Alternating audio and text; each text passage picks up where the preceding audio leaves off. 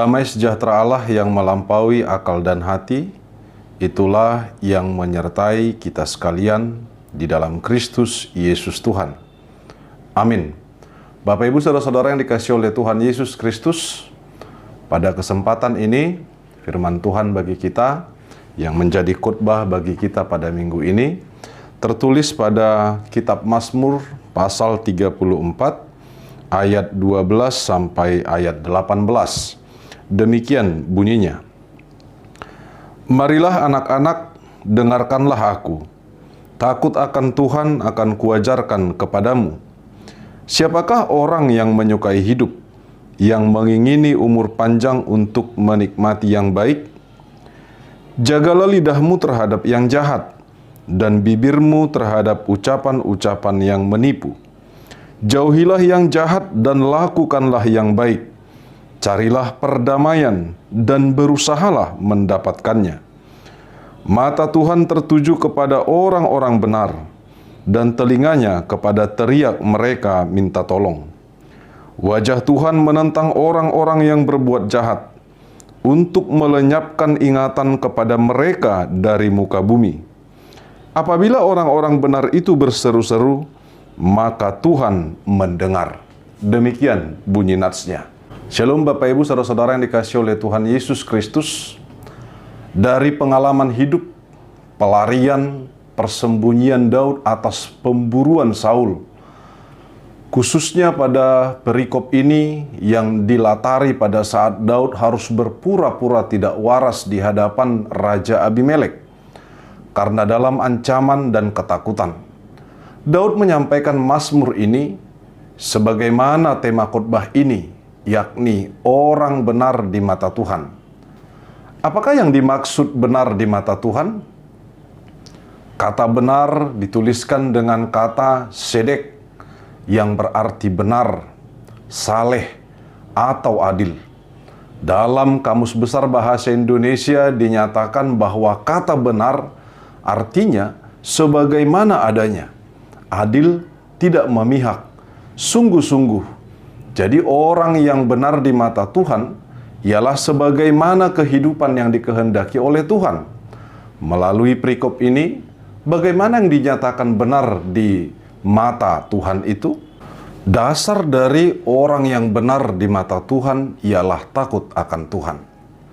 Dalam Mazmur ini, Daud mengatakan bahwa dia hendak mengajarkan tentang takut akan Tuhan.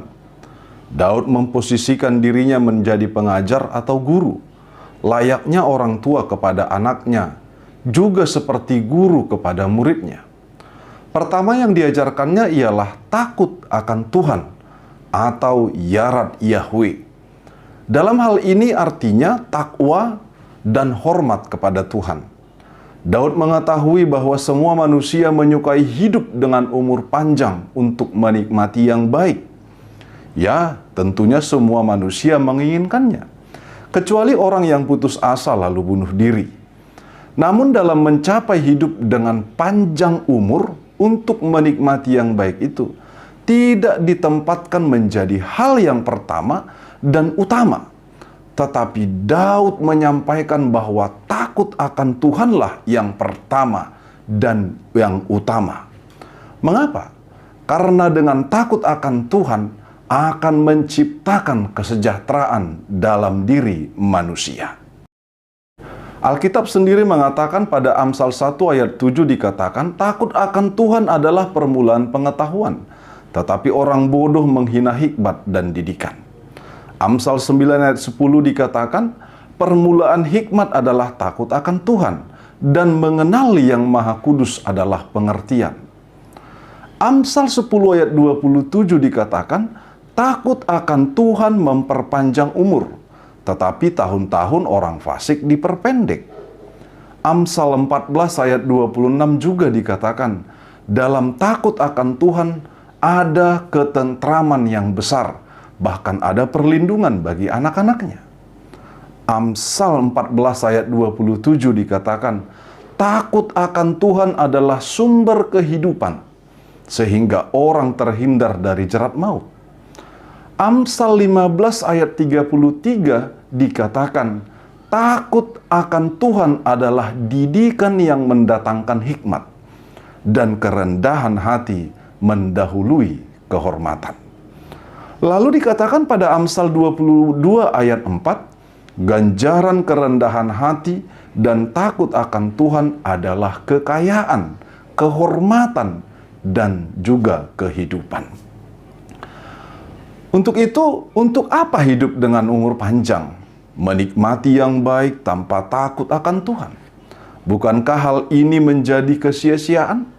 Sebab hidup ini hanya sementara bagi mereka yang hidup tanpa takut akan Tuhan. Tetapi bagi mereka yang hidup dalam takut akan Tuhan, kehidupan ini adalah kekekalan. Lalu bagaimana hidup takut akan Tuhan? Saudara-saudara yang dikasihi oleh Tuhan Yesus Kristus, yang pertama dikatakan dalam Mazmur ini, jagalah lidahmu terhadap yang jahat dan bibirmu terhadap ucapan-ucapan yang menipu. Dalam Yakobus 3 ayat 7-8 dikatakan, semua jenis binatang liar, burung-burung serta binatang-binatang menjalar dan binatang-binatang laut dapat dijinakkan dan telah dijinakkan oleh sifat manusia. Tetapi tidak seorang pun yang berkuasa menjinakkan lidah. Ia adalah sesuatu yang buas, yang tak terkuasai dan penuh racun yang mematikan. Karena lidah tak bertulang, maka kata apapun akan dapat diucapkan ketika ada komando dan pikiran dan hati si empunya lidah dan bibir itu.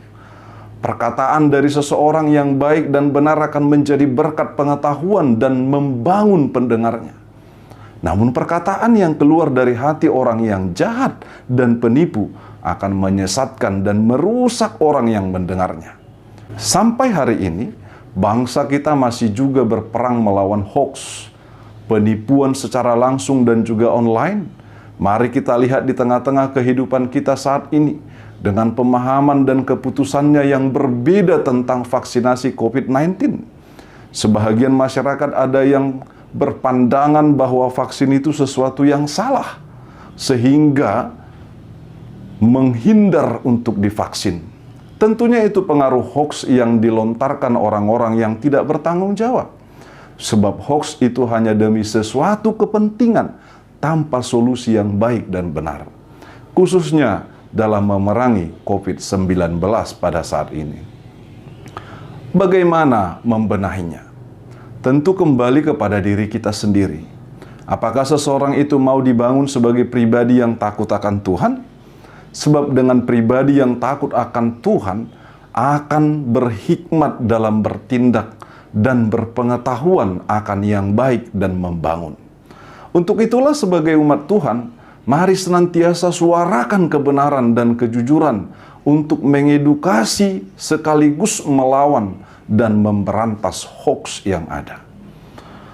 Perkataan atau ucapan yang sudah terlontarkan akan menjadi milik bersama, bukan hanya milik si pembicara, namun juga menjadi milik para pendengarnya.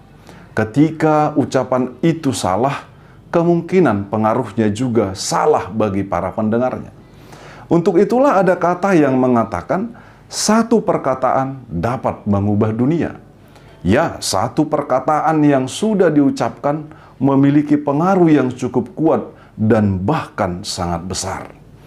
Lalu ada juga pepatah yang mengatakan, mulutmu adalah harimaumu. Menunjukkan bahwa perkataan itu ibarat harimau yang buas yang dapat menerkam para pendengarnya. Untuk itulah sangat-sangat perlu seseorang untuk menguasai lidah dan bibirnya atau menguasai diri dalam berkata-kata. Caranya ialah menjadi pribadi yang takut akan Tuhan. Sebab hanya pribadi yang takut akan Tuhan saja yang dapat berkata benar dan bertahan pada kebenaran yang sesungguhnya. Yang kedua, Bapak Ibu, jauhilah yang jahat dan lakukanlah yang baik. Apakah yang jahat dan apakah yang baik? Kemungkinan besar kita sudah mengetahuinya. Kata baik dalam bahasa Ibrani disebut tov, artinya menggembirakan, menyenangkan, dan ramah. Sedangkan dalam bahasa Yunani disebut agathos, artinya baik, berani, dan mulia. Sedangkan kata jahat berasal dari kata ra atau rasya, yang artinya merusak atau meremukkan, sehingga tak berharga lagi. Tidak menyenangkan, tidak enak, menjijikkan. Dalam KBBI diartikan sangat jelek, buruk, atau juga sangat tidak baik. Takut akan Tuhan bukan hanya sekedar menjauhi yang jahat, namun juga melakukan yang baik. Adalah lebih baik seseorang melakukan yang baik daripada hanya sekedar menjauhi yang jahat. Sebab jika hanya menjauhi yang jahat, apakah itu sudah berbuat baik? Perbuatan baik adalah buah dari iman, buah dari takut akan Tuhan. Perbuatan baik apa yang dapat kita lakukan sekarang? Lakukanlah segera. Sebab hari ini akan berganti dan hari esok telah menantikan perbuatan baikmu. Sebab dalam dunia ini hanya ada dua posisi pilihan. Kalau tidak benar ya salah. Kalau tidak baik berarti jahat. Dengan demikian adalah tidak baik jika tidak melakukan yang baik walaupun disebut tidak melakukan yang jahat. Jadi dapat dikatakan bahwa dengan tidak melakukan yang baik dikategorikan sebagai kejahatan. Jadi tidak ada manusia yang tidak dapat melakukan kebaikan. Karena manusia tidak memiliki alasan untuk tidak berbuat baik. Sebaliknya, beribu alasan manusia diciptakan Tuhan untuk berbuat baik. Bapak Ibu, yang ketiga dalam Mazmur ini dikatakan, carilah perdamaian dan berusahalah mendapatkannya. Dalam hal ini dinyatakan pemazmur bahwa perdamaian itu adalah sesuatu yang dicari dan dikejar atau diusahakan. Perdamaian bukan untuk dinantikan, sebab perdamaian dan kedamaian itu sudah ada, hanya saja harus direalisasikan dalam kehidupan kita. Apa itu perdamaian? Kata perdamaian berasal dari kata damai atau shalom, yakni keadaan tanpa peperangan atau pertikaian, tetapi aman, tentram, dan sejahtera. Salah satu penyebab terhambatnya perdamaian adalah kejahatan dan dendam. Selalu mengutamakan kesalahan orang lain dan tidak mau menanggung kesalahan orang lain. Jadi usaha bagi orang yang takut akan Tuhan demi memperoleh kedamaian itu ialah dengan mengampuni dan berani menerima kesalahan orang lain serta menanggungnya, sebagaimana yang sudah dinyatakan Tuhan dalam karya penebusan manusia oleh Tuhan Yesus Kristus. Bapak, Ibu, saudara-saudara yang dikasihi oleh Tuhan Yesus Kristus, orang benar di mata Tuhan akan memperoleh upah, tetapi orang yang jahat akan dilenyapkan. Mata Tuhan tertuju kepada orang-orang benar dan telinganya kepada teriak mereka minta tolong. Apabila orang-orang benar berseru-seru, maka Tuhan mendengar dan melepaskan mereka dari segala kesesakannya. Tetapi wajah Tuhan menentang orang-orang yang berbuat jahat untuk melenyapkan ingatan kepada mereka dari muka bumi. Bapak, Ibu, saudara-saudara yang dikasihi oleh Tuhan Yesus, ada sebuah kisah lama Yahudi mengenai seorang pembuat sabun yang tidak percaya kepada Allah. Suatu hari, ketika dia sedang berjalan dengan seorang rabi, dia berkata, "Ada sesuatu yang tidak bisa saya pahami. Kita telah memiliki agama selama ribuan tahun, tetapi dimanapun kita melihat di situ ada kejahatan, korupsi, ketidakjujuran, ketidakadilan, kepedihan, kelaparan, dan kekerasan. Tampaknya bahwa agama belum meningkatkan dunia sama sekali. Jadi saya bertanya kepada Anda, apa manfaatnya agama?" Namun rabi tidak menjawab untuk sesaat, tetapi terus berjalan dan bersama si pembuat sabun tersebut.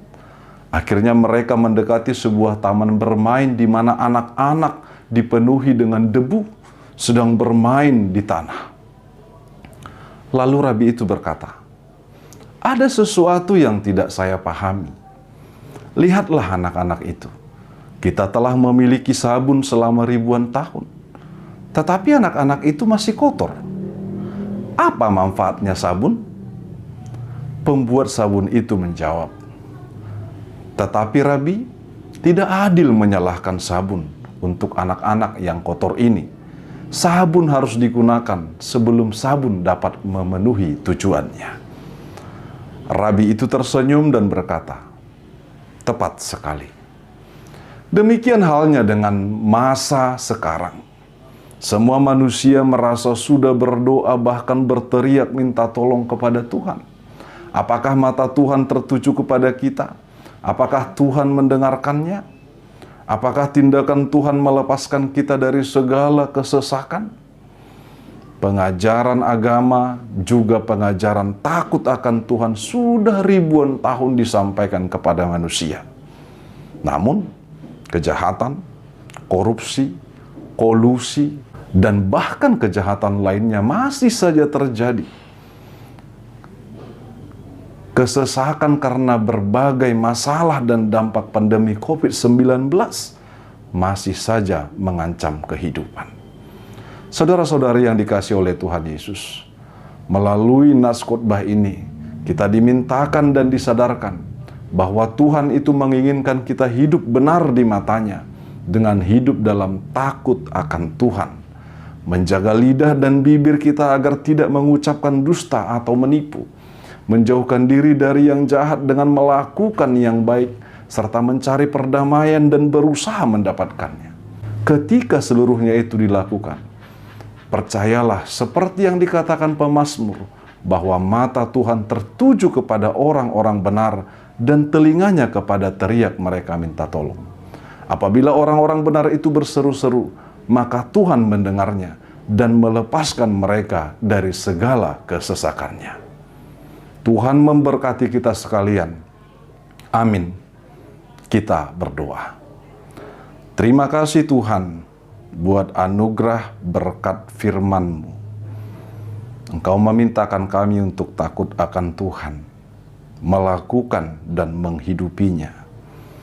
Biarlah kiranya Engkau terus membimbing kami, menguatkan dan memampukan kami di dalam kasih-Mu untuk melakukan firman-Mu.